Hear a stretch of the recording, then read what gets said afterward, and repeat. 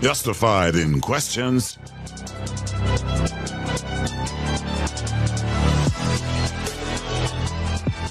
Justified in getting answers.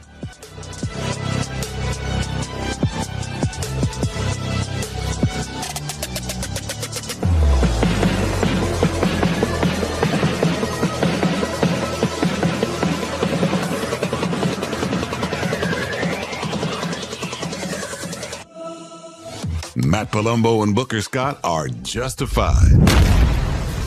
This is the PB&J podcast. Elon Musk hits trillionaire status thanks to SpaceX. There was a major crackdown on thousands for children being missing. These are the illegal immigrants that have been missing. John Bolton pleaded guilty. There was a baseball game in Washington, D.C. among lawmakers, and there are huge decisions coming from SCOTUS before the end of this month. I'm Booker Scott, and this is the PB&J podcast along with Matt Palumbo. Matt, welcome in. Let's get started. Good to be back. Where do we start here tonight? I think it's pretty simple that we have to start with the trillionaire Elon Musk. Unbelievable. Yeah, it's more money than I think you and I expect to make in our lifetimes. So certainly an achievement. Although I realized if you adjust for inflation, just back to the pre-Biden inflation, he actually only has around 500 billion. So he's still got quite a way to go. Only 500. Okay, only 500. Yeah. Basically nothing.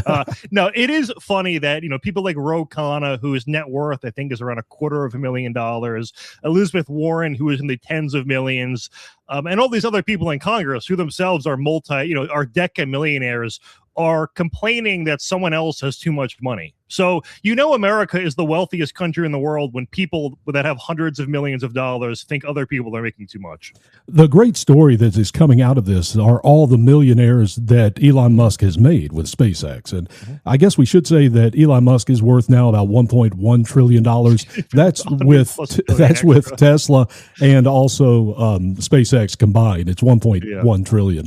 If you look back at the wealthiest people right now in the country, guess where Warren Buffett is? Do you have any idea? He's just under 200. The numbers I saw was, I think it's the Larry Brin is number 2 around 300 billion, which means that his net worth is closer to ours than his is to Elon Musk, the second richest guy in the world, which is an insane stat. And, I'm glad you mentioned all of his employees that made millions off this, because people on the left tend to view wealth as a zero-sum game. And listen, SpaceX was valued at a couple $100 billion, obviously still a lot, just a year or two ago. Now it's at $2+ trillion.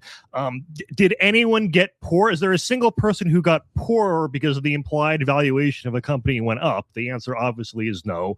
And then the liberal rhetoric on billionaires, and I guess their ire is going to now turn to trillionaires, has been, well, no one makes $1 billion. That's something you have to steal or do something nefarious to earn. And Elon Musk proved that's quite literally not the case. He was sending people into space. He's building electric cars. He's kind of normalized them, made them a mass market thing. He's putting microchips in people's brains to help them. It's all good stuff. And it's not as implausible as the left thinks to have that kind of wealth. Obviously, it's extremely difficult, but is it possible to start a company that one day is worth $10 billion? Well, yeah, it's been done hundreds of times. Is it possible to start that company and retain 10% ownership of it, which makes you a billionaire? Well, yes, as long as you don't dilute yourself down below that. So, yeah, it's pretty straightforward to become a billionaire. It's just not easy, but it's not something you need to do all this evil, horrible stuff to do. And there's not a single person that's homeless because someone's a billionaire. In fact, the liberal rhetoric of, they want you to complain about the homeless so you don't complain about billionaires. I'm thinking, well, the homeless guy might attack me with a needle. Jeff Bezos is going to deliver socks to my front door. Like, one of them is quite obviously a bigger threat in my day-to-day life. So their whole rhetoric on this is all delusional. It's politics of envy, ultimately. Well, Elon in one day created 4,400 millionaires. Not bad. 400 of them are now worth $100 million. And as I was saying, and you echoed, it's a great thing, the employees of this company, that now it's changed their lives. And this is great American stories. Here's what it is. Juan Hernandez immigrated from Mexico, took a 28-hour job with them welding back in 2015. And he didn't even know what SpaceX was at the time. The company gave him a $10,000 equity grant.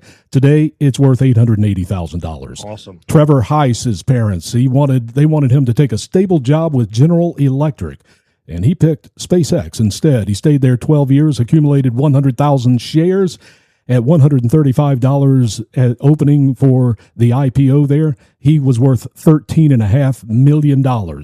He's 37, semi-retired. I think stories like these are fantastic, and that's what Elon Musk did. But when you look at the wealthiest people in the world, Matt, as you were talking about, so many of them are tech. You know, you have Bezos included. Many are in tech, and Warren Buffett now is way down that list at about $145 billion only. $145 billion. Is that a problem? Are we accumulating too much wealth in the tech sector as we watch this technology explosion take place in America and across the world right now? Well, as long as it's not at the expense of anyone else, I think it's a fine thing.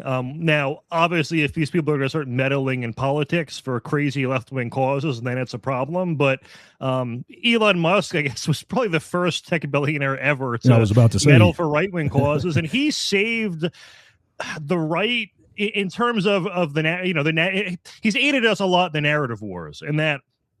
I think a lot of people who are not on X/Twitter don't realize that it's to quote the biggest cliche ever, it's where the sausage is made. And that when there's a narrative you see on MSNBC for left-wing narrative, MSNBC or CNN, it started somewhere on Twitter most of the time. It's someone found something, some journalist said something, and then it blew up from there.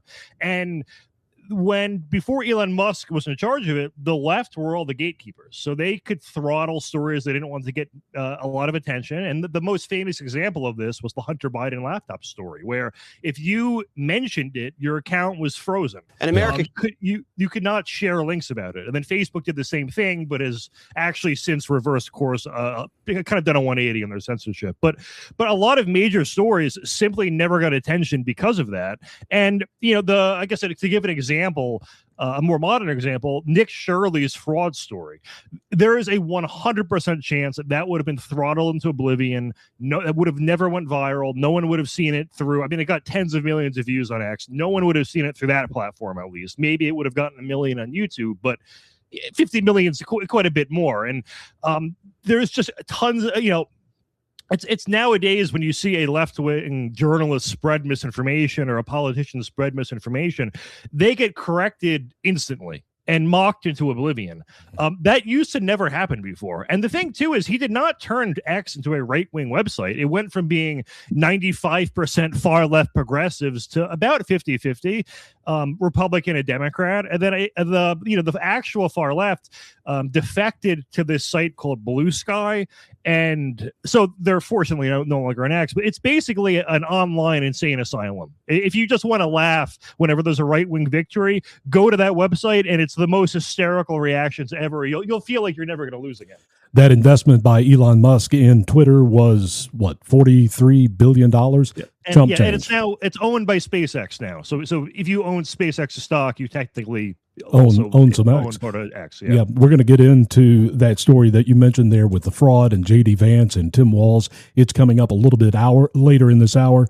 Let me also say to everyone watching on AD American Facebook Live, thank you for finding us. We're reading the comments. If you want to leave a comment, please do that. Talk Red Live is on Getter. Thank you for watching there.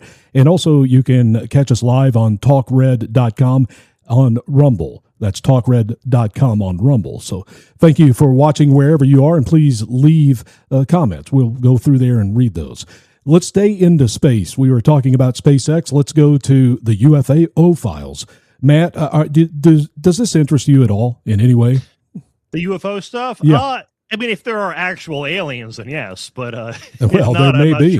I'm not sure what the point is. But I was surprised how little attention they got. And to be fair, I didn't give them much attention because I figured I'll wait for someone else to find the bombshell in the files and report on them. So I assume there's none unless I'm missing something. Well, I'm not sure, but they came out. The third tranche of the UFO files from the government came out last week. They're up on the website, and a lot of people do care, Matt, because there have been 1.5 billion people that have gone to the website already and have checked it out. Let's listen to and watch Jesse Waters here talk about the UFO files. And America can't stop looking. The site has over 1.5 billion views. We see why. These files are pretty juicy. Out west, UFOs were spotted near a sensitive national security site back in 2023. Eyewitnesses described seeing orange orbs like this. They called it a mother orb, and then mother would launch smaller orbs, one after the other. In Colorado Springs, a former U.S. Army intel officer and 4 members of his unit looks like saw AI a to me. UFO over the Cheyenne Mountains. They said it looked kind of like a potato. Looks just like a potato. And was somewhat translucent with a slight shimmer. And in 2008, the CIA sent assets to Zimbabwe. They were on high alert after a UFO was supposedly hovering right over their airport. The files say lights were rotating under the UFO. And when it was spotted, the lights changed colors and then quickly flew out of sight. I don't care about any of this, Matt. Should I? I mean, I just don't care about aliens, UFOs, any of it. Well, you noticed, and it was even evident in that report, but I was going to make this point regardless. It's near military bases and airports where you tend to see these UFO sightings. So what's more likely is that aliens just tend to go where our aircraft is anyway, or is someone like it just seems more likely to me that someone is misinterpreting what they're seeing or not understanding what they're seeing, as opposed to an alien appearing in a way where there's plausible deniability over whether or not it's an alien or a military plane that people haven't seen before or something like that. Let's stay in space because apparently there were aliens at the White House with Donald Trump Friday. I saw. Have you seen this social media? It was going nuts. I think it's calmed down a little bit. But Friday night into Saturday, we have these pictures that start showing up. Here we have Donald Trump with what appears to be, I'm not sure what they appear to be. Maybe aliens, but the comments were really funny on social media. I'm going to start putting some of those up so you can see those. What did you think when you saw this? Was this a movie set or were these aliens? What was going through your mind? I didn't understand the context because I saw it by someone who posted it and claimed this was posted then immediately deleted, like as if it was Trump accidentally shared proof of aliens, then went, oh no, I got to cover it up. And listen, if Trump discovered aliens, the first thing he would do is tell everyone about it and brag that he discovered aliens. So I don't think that's, I told you I was going to discover alien. He would report on it in Trumpian fashion. It would be very funny. He would, yeah. I'm not sure. Yeah, is it? I mean, it did not look like AI, although AI is getting better. I'm not sure. Was it just bizarrely dressed people? Who dresses like that? Who dresses like that? If there are aliens, I don't think they're going to look like us. So I guess we can. Or dress like that. They're not going to dress like that either. Yeah. So unless they've studied our ways and morphed into it, we don't know. Maybe they could be doing that. They've obviously been watching us for a very long time. From the UFO files, we are learning that. It goes all the way back to Apollo 17, they said, in the UFO files. Let's move on to some serious news here. And this is what Todd Blanche had to say this week. I don't know, did you keep up with any of this? There was a press conference with Markwayne Mullin and the AG, Todd Blanche, who were talking about the children that are missing. There are 450,000 immigrant children that have been missing. Let's listen to AG Todd Blanche, acting AG now, but he is on his way to being confirmed. More than 475,000 unaccompanied children entered the United States during the Biden administration. 475,000. Over 300,000 cannot be accounted for at the end of 2024. The way that this happened was typically because the criminals calling themselves sponsors trafficked these children to the border, usually committing fraud to do so. And oftentimes the children were abused, assaulted, and certainly exploited. In some cases, individuals would sponsor multiple children, which required them to lie to government personnel and on government forms, claiming they were close relatives when in fact they were not. They would use fake or stolen identities and make other false claims during the application process in order to obtain custody of the children. That's how they went about doing their business. And we knew about this, I think it was 2023, Matt, when Tara Rodas, the DHS whistleblower that testified in a congressional hearing, that this was going on in an intake facility in Southern California. Mm-hmm. Nothing was done about it for years. And here we finally have some answers to what we knew was going on. Yeah, I mean, the Biden narrative on the immigration crisis, which he obviously didn't consider it one, was, oh, it's just people who are looking to work harder, trying to cross the border for a better life, completely overlooking the roles that drug cartels and criminal organizations were playing in it. As you mentioned with human trafficking, there was a depressing statistic, and it was actually the Huffington Post that first reported this, that I think it was 70% of women that were being trafficked by the cartels were being raped at some point during their journey over.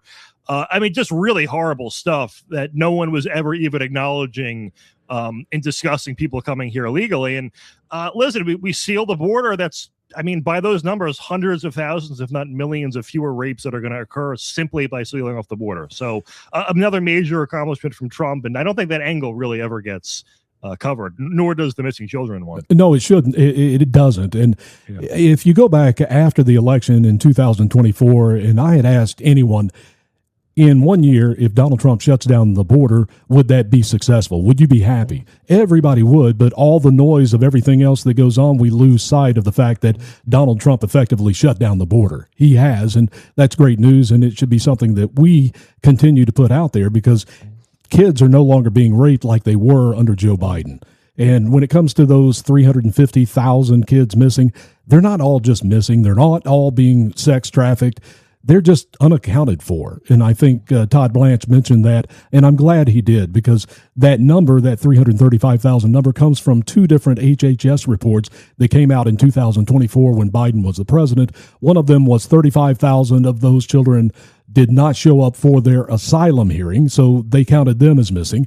And then the 295,000 or so in the other report said that the Biden administration never even sent them an asylum hearing notice, so they couldn't find them to send a letter. So you combine those two numbers, and that's what you have. But here is DHS Secretary Markwayne Mullin in that same press conference talking about this. And you start hearing the absolute horrific things that took place underneath the Biden administration, under true neglect at best and criminal at worst, to allow 450,000 kids to go missing throughout this country. President Trump has made it a point to go find these kids. And because of our partnership with HHS and DOJ, Department of Homeland Security, truly using the best of the best, to which the Democrats sometimes want to demonize, because a lot of times this is ICE, this is HSI, this is CBP. These individuals that the Democrats seem to want to defund, but because of President Trump, we finally funded them for 3 years. We're able to push and go find these kids. We found 146,000 kids so far. 146,000 kids. It's a start, Matt. It's a start there, isn't it?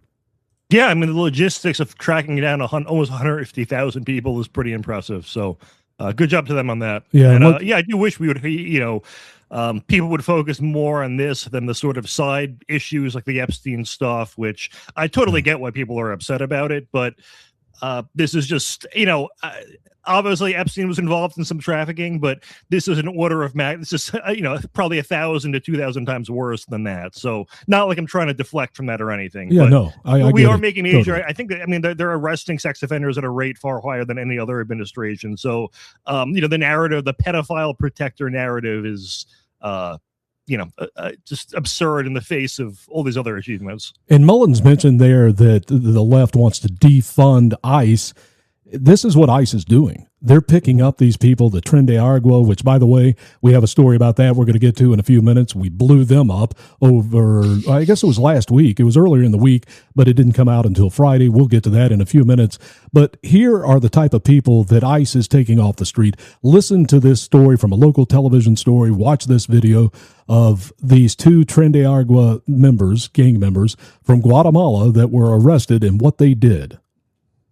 Palm Beach County grand jury has indicted 27-year-old Josue Mendez Salas and 23-year-old Pablo Cabon Mendez on multiple counts of sexual battery on a child under the age of 12. Both men, originally from Guatemala and living in West Palm Beach, were recently arrested after the 7-year-old's victim bravely came forward.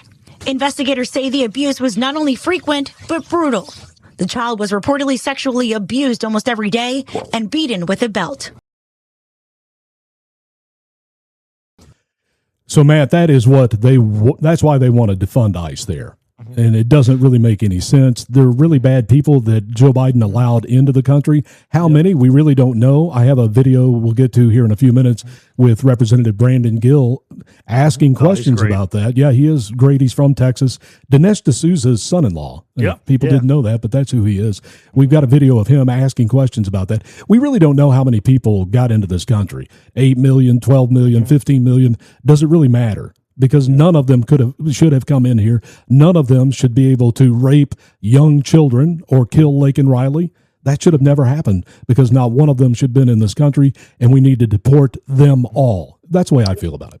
Yeah, and Laken Riley is, the face of the problem, but it's happening thousands of times per year. So it's not like it's so much, that horrific case has mobilized so many people, but it's even more bleak than just that. It's like for every, Laken Riley or Jacqueline Nungaray, that you see in the news, there's hundreds more that you don't even see about. So people really underestimate just how widespread it is, even of those who are aware of the problem. And with the Tren de Aragua, when you hear stories like that, it makes it so much more satisfying to watch those videos of Trump blowing up the narco boats. Knowing that it's the same gang.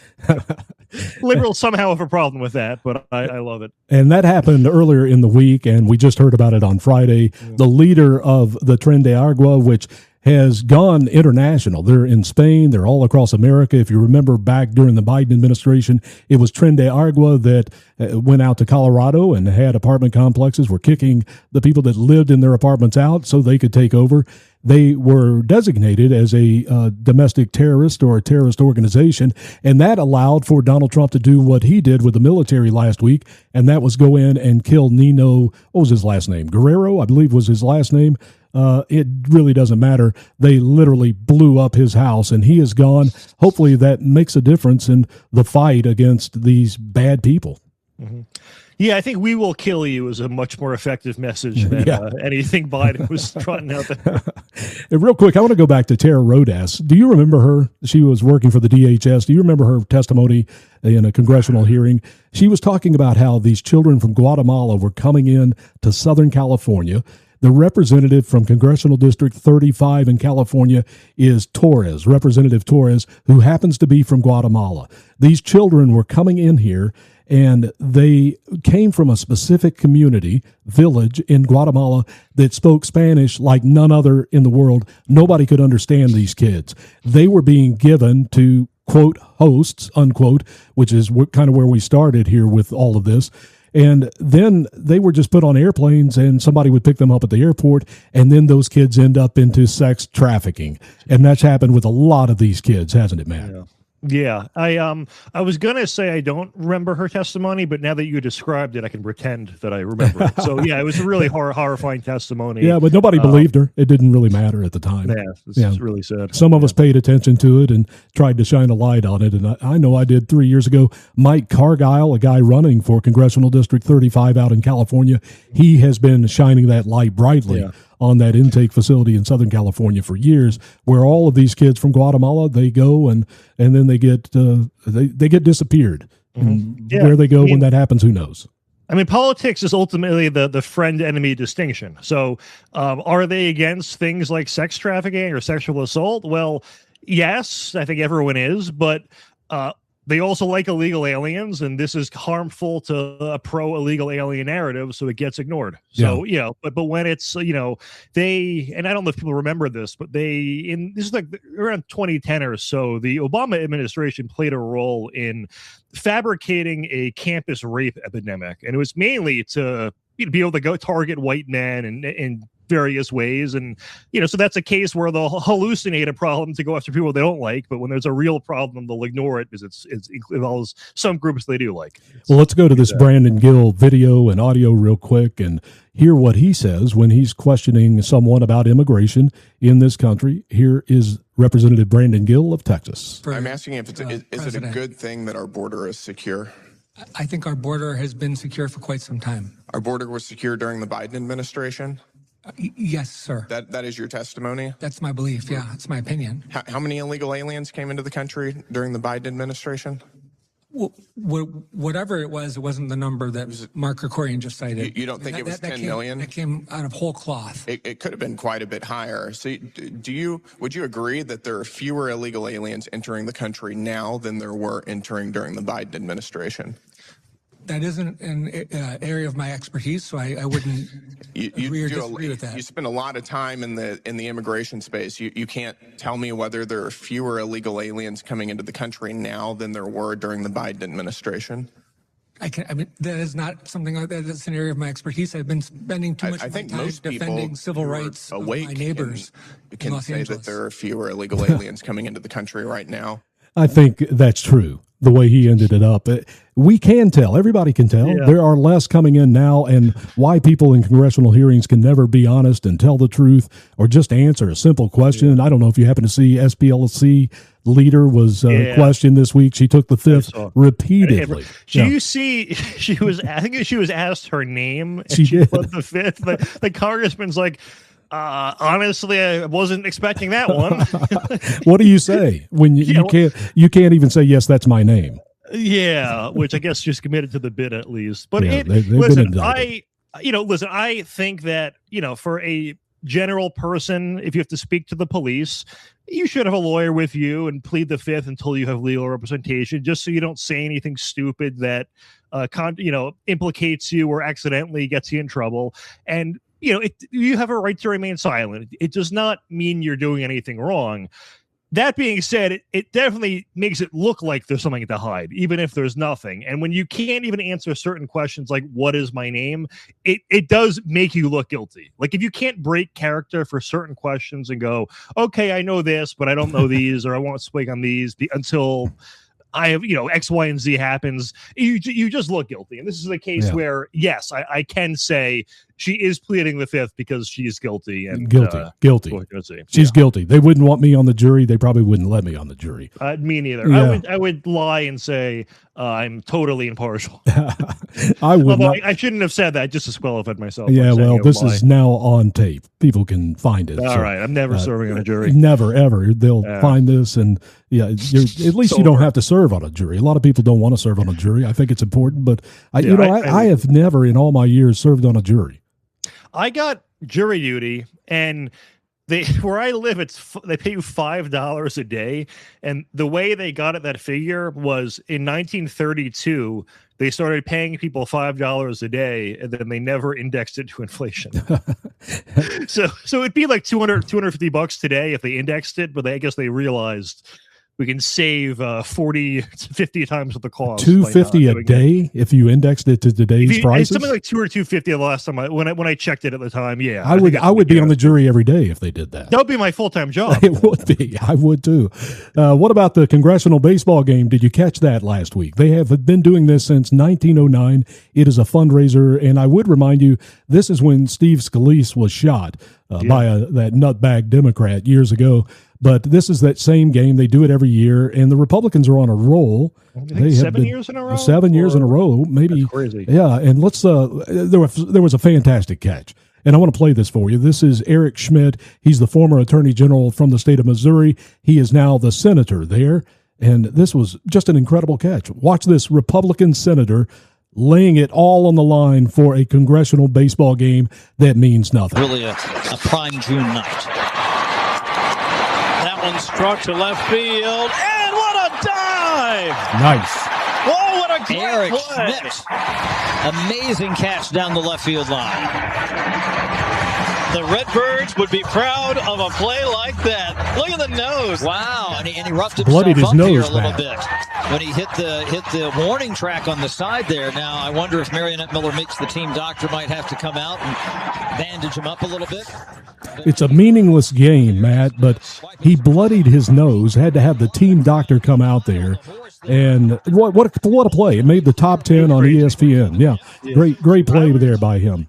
I was actually impressed by the athleticism. It's, listen, I mean no offense to anyone, but it's, a demographic that's, not really involved in professional sports, generally speaking. Yeah, you're right. Great catch. By the way, the World Cup is going on, Matt. I know you're not a big sports fan, but I know nothing. No, I know you don't, but the World Cup is going on. It's also something that I really care nothing about. I just don't. But it is happening, so I think we should mention it at least, even though we have no commentary about it, because neither one of us will pay attention to the World Cup while everybody else in the world is. Go USA. Well, they've never won a World Cup. Did you know that? This is the year. They are 0-4 ever on the World Cup.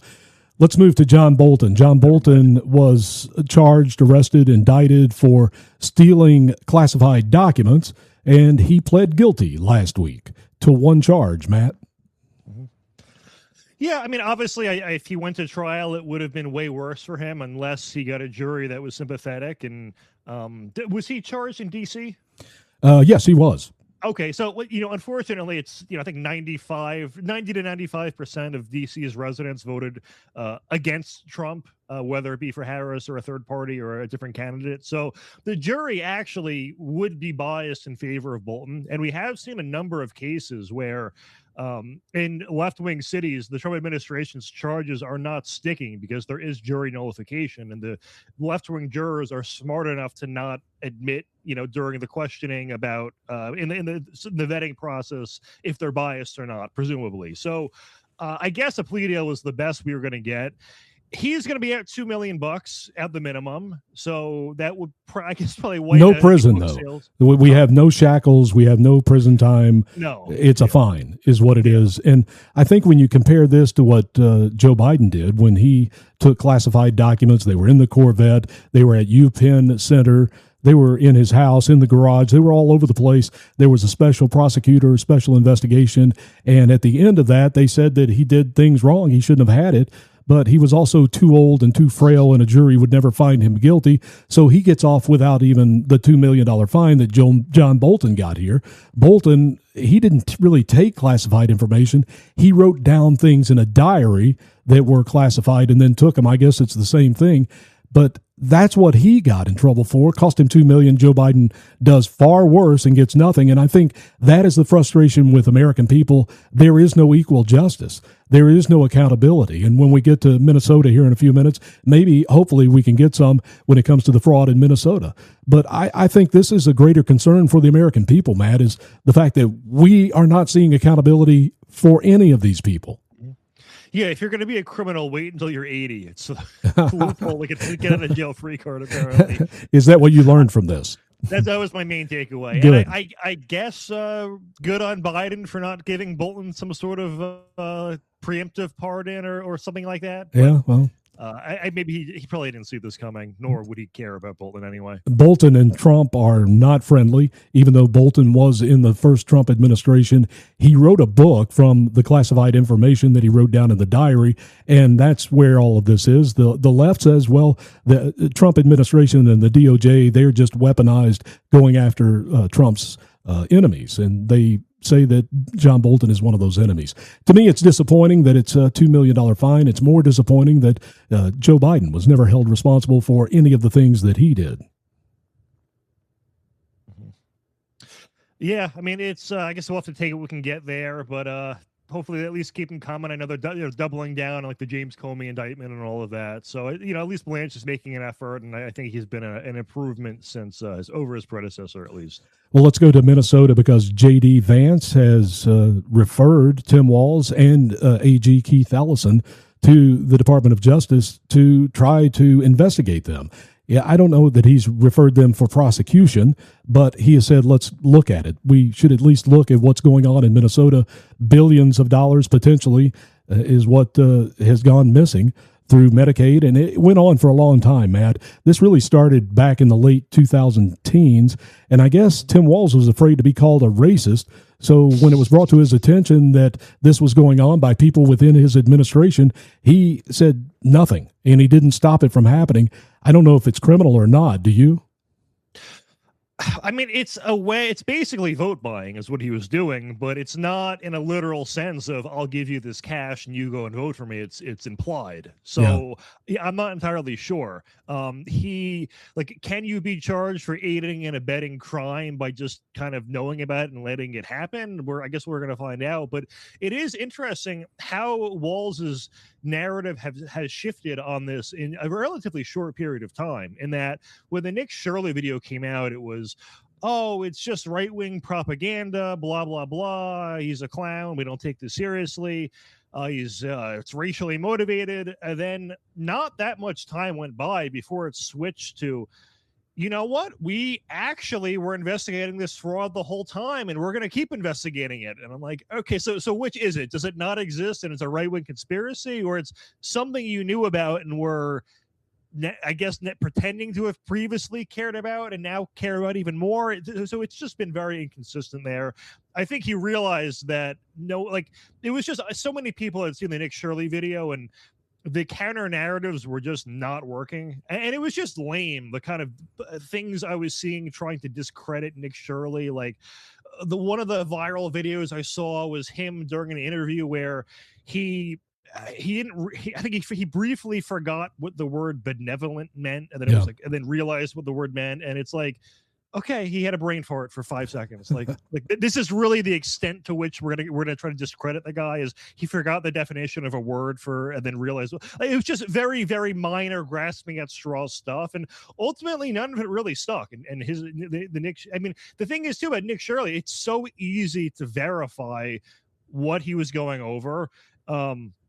And you could really just walk down a block yourself and look up some place and uncover a fraud. Like it was omnipresent, the fraud. So, yeah. And then too, Walz, within a few weeks of Shirley's video going viral, decided to not run for re-election. Well, why would that be? So, not because something good's going to happen. So, and Matt, this was being, investigated years ago, and the Democrats, when Kamala Harris picked Tim Walz, they were worried about it because of this being a noose around his neck, because these investigations go back to 2019, 2020. They knew this was happening with Medicare, Medicaid, and the other things with the Somalians that was going on there. Everybody in Minnesota knew it was happening, and they were afraid that if he became the running mate of Kamala Harris, that it was going to be a problem. So it was in the news years ago. The light is on it now, and hopefully we get some, accountability here. Let's listen to Vice President J.D. Vance here. And he kept the money flowing because he didn't want to be called racist. That sounds like a crime to me. Is that a crime? Well, I'm going to let the law determine what's a crime and what's not. We're certainly going to investigate this, Jesse, and I guess now I can make a bit of breaking news because I left the White House to come here to do this interview with you. And before I did, we actually referred this particular case to the Department of Justice for a full criminal investigation. We are not going to do what the Biden administration did and make judgments of the law before all the facts are in. But here's what's particularly troubling about this to me is Jesse, you had people within Governor Walz's office who were saying, you know what, this looks like fraud. It looks like these Somalian illegal immigrants are doing something that's very shady. And then you had people who shut them down, who shut these whistleblowers down and said, you're a racist or you're a xenophobe for asking questions about where taxpayer money is going. What that means to me, Jesse, is that clearly people weren't taking fraud seriously. Whether it rises to the level of a criminal violation, we're going to investigate it. And of course, if it does rise to that level, we're going to prosecute it. We have to. And Matt, it's not just Minnesota. It's California. We see what's going on with hospices and homelessness out there. There's a lot of fraud in every state. And even in the state of Florida, where I am, they are finding a lot of waste and corruption and trying to clean that up. And I think we talked about it last week. Can you imagine what could be done with all of that money if we put it into good resources like Social Security, health care, reducing health care, all of those things. Lighting the money on fire. At least we get warmth out of it, Like, get some energy. A higher purpose. Yeah, we get some energy out of it. And I think most of the fraud is disguised in that, it's headline catching, the Nick Shirley stuff where money's being siphoned off. We have phantom daycares, phantom healthcare facilities, but a lot of it is almost like the sort of mafia tax type of corruption where a city, it costs $500,000 to build a toilet. Yeah. Do we really think it cost $500,000, or did it cost in the tens of thousands of dollars, still somehow a lot, and then the remaining hundreds of thousands was going to pay off all these different people and interests? I think that's the main way it's happening, probably. I mean, I get a lot of it too is regulation and bureaucratic inefficiency, but that, again, a lot of it doesn't need to exist. So it's a siphon on productivity, on wealth that is, the money is still being wasted in either scenario. Matt, the Supreme Court has a lot of decisions that are going to come out probably before the end of June. The session is going to be over. They have heard on these cases, and now we wait for an answer. There's some big ones. The first one I think everybody would be interested in is going to be birthright citizenship. First day back in the office in 2025, Donald Trump signed an executive order making birthright citizenship illegal. Of course, it has been challenged in court. We have heard the oral arguments earlier in the year, and now we wait for that decision. You and I both on the radio show, we think that it's probably not going to go in Donald Trump's favor, although most of the Supreme Court decisions do. The last time I looked, he has won 21 of the 25, but I think we both agreed on the radio show this probably is not going to go the way that most conservatives would want it to go.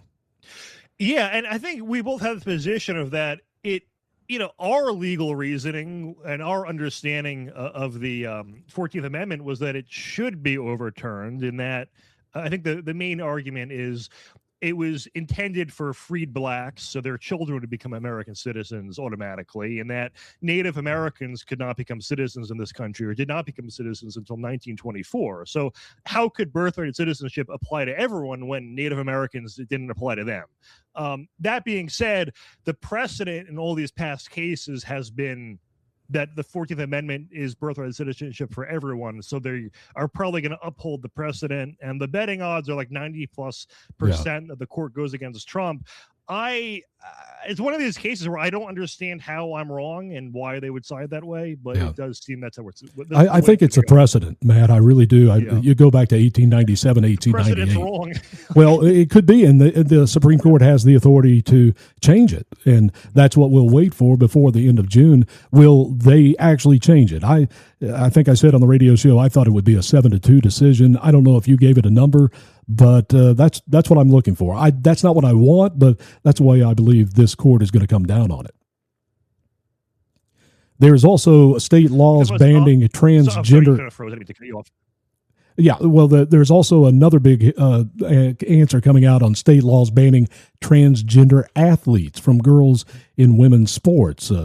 27 states have enacted laws in recent years that prohibit transgender athletes from competing on girls and women's sports teams, and challenges to that made it to the Supreme Court, and that's another one. This has to do with Title IX, if you remember those oral arguments earlier in the year. This is one that really gets the conservatives, there's no reason for men to be, or boys to be, in girls' sports. Biologically, they are not the same. Yep.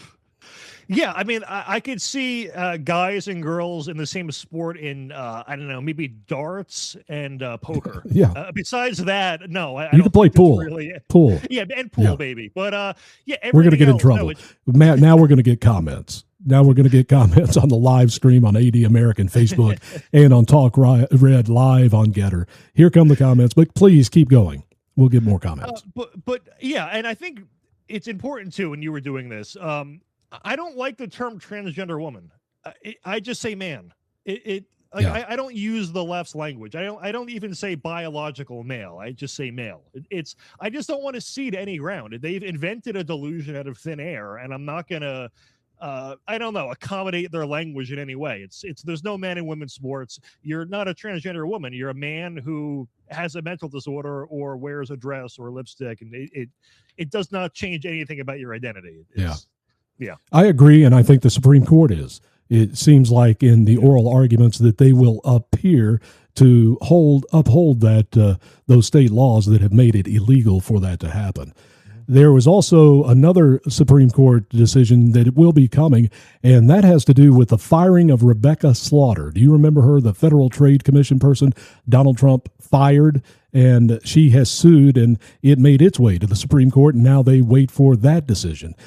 In September, the Supreme Court let Mr. Trump, Donald Trump, fire Slaughter back in 2025 and agreed to decide whether the removal protections for members of the Trade Commission violate the separation of powers. Also at issue in the case is whether to overrule the 1935 decision in the case of Humphrey's executor versus the United States. So that gets into legal things that you and I, neither one of us can really answer. But does the executive branch have the authority to fire someone like Slaughter when she has a 10-year appointment and she isn't finished with it? And I think ultimately they will rule that Donald Trump has that authority. Not just Donald Trump, but the executive branch, whether it's Joe Biden or whoever is next. I mean, I was trying to think of a joke of like, her case will be slaughtered. It's too lame. But I mean, I would lean towards yes in that there's no such thing as a term appointment without exceptions, in that if you are a college professor with tenure, they can still fire you for certain reasons, even though tenure is supposed to be protection against getting fired forever. It's really just for like free speech reasons and all that. So I think, for the same reason here, if you can justify it, then yes. Another one in this will be Lisa Cook, if you remember that name. She was a Fed governor, and Trump fired her in a similar fashion. And in the 112-year history of the Fed, the president really hasn't done this. I tend to think, and I think the court, whether it's Donald Trump or any other president, they really side with executive power more than they don't. And so this is another one that I believe they will side with Donald Trump on. So far, Donald Trump is on a roll, except for you and I both agree that birthright citizenship is probably not going to go his way. Here's one of the most important, I believe, and this is late arriving mail-in ballots and the meeting of Election Day. That decision is coming. It could have a lot to do with what's going on in California. It could change things for the general election coming up in November, in the midterm, depending on what this decision is. 14 states and the District of Columbia allow late arriving mail-in ballots, which is what we're watching in California. 29 states and D.C. at least allow some military and overseas ballots to be received after Election Day. And I think that's normal. I think most states do. As I said, about 30 of them allow late arriving from overseas for military. This is a big decision by SCOTUS that will be coming out before the end of June.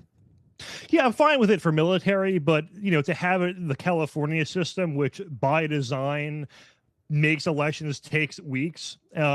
And then again, too, you have to remember it's California. They're incapable of building anything. You look at their infrastructure projects; it's always over budget, under delivered. Like nothing is run correctly in California. So, I guess to be fair, their elections wouldn't really run well, even with regardless of all of this. But it doesn't help, and it also, even if there is no fraud, it can very much give the appearance of fraud, in that people who submit their ballots late tend to vote a certain way. We saw this in the Los Angeles election, where they went for the ramen noodles lady over by a pretty decent margin. And a lot of people, it gave them the appearance of fraud, even if there wasn't any. It just looks suspicious. When Republicans are always leading and the mail-in ballots come in and they're left-leaning, a lot of people are going to say, listen, it only ever goes in one direction. And it demoralizes the base. And again, the asterisk is, even if there's no fraud, I think it still has a demoralizing effect. A lot of Republicans are going to conclude that their vote doesn't count and won't vote in the first place. So it's bad for us for both those reasons. And of course, it is obviously very susceptible to fraud as well, to point out the obvious. Well, and I think in California and other states, they have legalized the fraud through laws that allow ballot harvesting. And so when we look at this and we look at California and all these things that are going on, we're like, this is illegal, this is fraud. But in reality, the state has made those their laws. And it's really just an incubator for the nation. If the Democrats and the left gets control of this country, they would want to do that all over the country. We would no longer have a voice in our vote if that happens. That's what they've done in the state of California, New York, New Jersey is getting close. That's by design. That's what they're wanting to do. And I would like to point out this, and I wrote a piece on that this week, is Spencer Pratt, in reality, I think he won the election. And he won it this way. He won Los Angeles, he won California, and he won America, because if this had not happened, no one in America would have cared about the mayoral race in Los Angeles. It's a foregone conclusion that it's going to be a Democrat. Look at the registration of voters. And, you know, I predicted on the radio show, you went against me. I said Spencer Pratt wouldn't win. I said that 6 weeks ago, and you went the other way, just being a good guy, being a good conservative that you are. The thing about being a contrarian is no one remembers when you're wrong, and when you're right, you look like a genius. Hit it out of the park, like Eric all Schmidt. These people that like predicted the housing crash in 2008, like Michael Burry, Peter Schiff, they're both treated like geniuses. They have like 400 predictions that never come true. For every big one that comes true, then people go, "Wow, how did they know?" It's crazy. So that's what I'm trying to do here. I failed this time, but next time, or maybe one of my next 40 predictions will look so good. Well, and Steve Hilton is going on to the governor's race in California, so that's good news. But try to look at California in that light, that Spencer Pratt's loss was actually a win for the Republic. We have an opportunity now to, show people that this is where we're going. This is what they want to do with this country. And if they get it, and if they do it, none of us will ever have a voice again. And I think it's important that people understand that. Yeah, for sure. And I know this is the lamest election analysis ever that everyone always makes, but it all comes down to turnout. It really does. As if it could come out to anything else besides that. But, the second round, whenever there's multi-round voting in an election, there usually is a massive drop-off in the second round. So, it depends. Do people who voted for candidates besides Hilton and Becerra, if I'm pronouncing that right, do they decide, all right, I'm going to redistribute my vote to one of the top two candidates, or do they just sit home? Yeah. And some amount are just going to sit home. So it becomes, do more Republicans who picked a different candidate sit home, or more Democrats? And let's hope the Democrats sit home. But Matt, what you just said there about turnout, it is so important. I am giving a speech tomorrow night at a Republican club, and that's what I've been talking about locally and with clubs and speeches. You got to get out and vote. If you look at every election since last November, it's not been good for the Republicans. I point to May 19th in Pennsylvania and Georgia, where you had open primaries in both of those cases, meaning you go in, you pick the Democrat ballot or you pick the Republican ballot. And in Pennsylvania, you had Josh Shapiro running as an incumbent for governor there, got 1.1 million votes.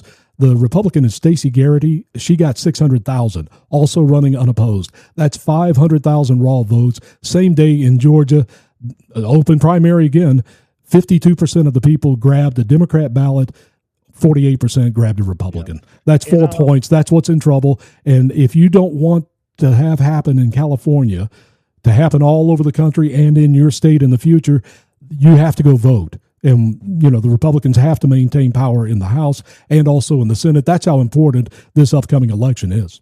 In my district is NJ11. It was actually formerly Mikey Sherrill's district, who is now the governor of New Jersey.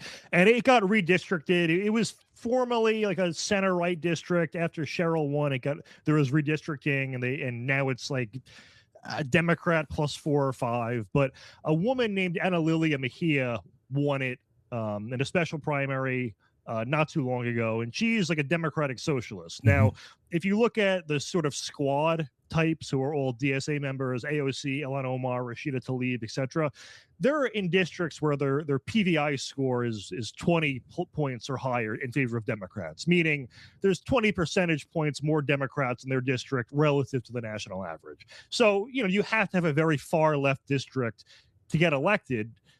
But this is a major exception in that she's a Democratic socialist, and she won in a 60-40 victory in a Democrat plus 5 district. So does that mean the electorate is moving far left? Well, here's the thing. On election day, 18% of Republicans turned out. 30% of Democrats turned out. Independents voted Republican by a small margin.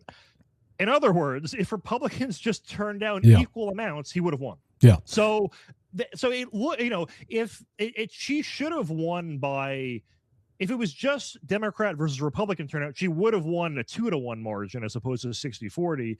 If Republicans turned down equal amounts, he would have won by a small percentage. But it's it's just get off your butts and vote. And listen, I'm not a fan of mail-in voting, but if it's there, use it. If you don't, here's the thing, it's there.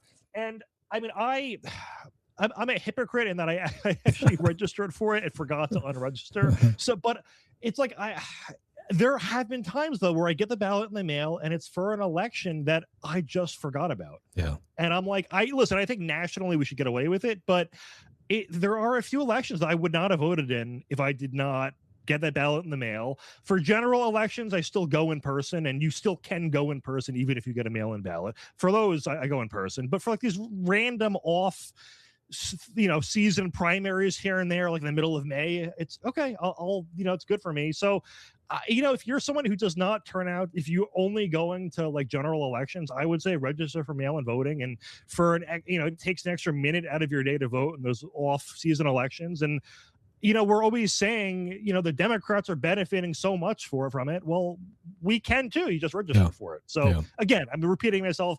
I wish we didn't have it at all. I'm not a fan of it, but if we're going to have it, you might as well take advantage of it while it's there. And harvest ballots, too, in states where it's legal. There is play the game. There's a Republican in my town who got indicted for ballot harvesting, and I was proud of the young man. Actually, he wasn't young. I was proud of the man.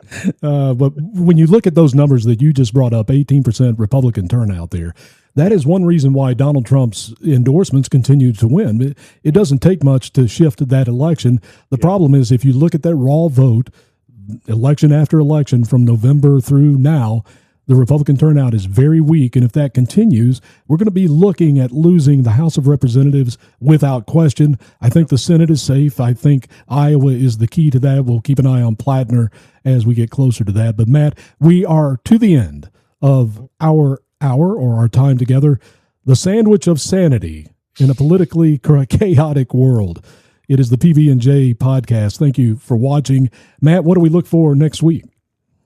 I can't wait to read about Iran every single day. Oh, yeah. The deal is 5 minutes away as I speak. For those of you watching, whether you're watching on AD American on Facebook Live, Talk Red on Getter, TalkRed.com on Rumble, thank you for doing that.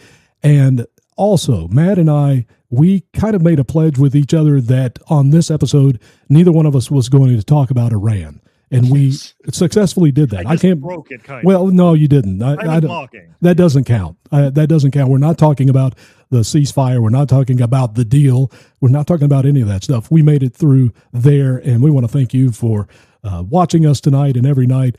Other than Iran, what else do we look for next week? Anything on your radar? I'll probably be obsessively refreshing SpaceX's stock price for a few days. Did you buy some? No, I hate to counter signal Elon. I don't think the company is worth $2 trillion. Yeah. If it was 80% lower, I'd probably buy shares, but how much more room for growth is there when you're buying a $2 trillion? You got to add $2 trillion in value for me to double my money. If it's a company worth $1 billion, it can run up way more, I guess. Although I guess I'm not. I don't know. Elon Musk, his companies have defied most like conventional wisdom on how stock should be valued. So I'm probably wrong. I bet against Tesla like 7 years ago and was horribly wrong on that. So maybe this is a sign to do the opposite. Maybe I'm like Jim Cramer right now. I don't know. I don't even want to talk about my history. I could have bought Bitcoin at 50 cents. I had that opportunity. You would have sold it at $5 though and been probably, like, yeah. But I could have waited until it was 135,000. I could have bought $1 worth. And I would have had $700,000. You could have bought SpaceX. Don't ever come to me for financial advice as a result of that Me neither. Bitcoin 50-cent opportunity that I passed up a long time ago, probably 15 years ago. The guy says, well, it's, you can play computer games with it. I asked, what do you do with Bitcoin? Play computer games. I don't play computer games. This is stupid. A terrible idea. Yeah. $135,000. Yeah. I mean, to be fair, it's still basically useless, but at least it's worth something. Everybody have a great week. Thanks for watching.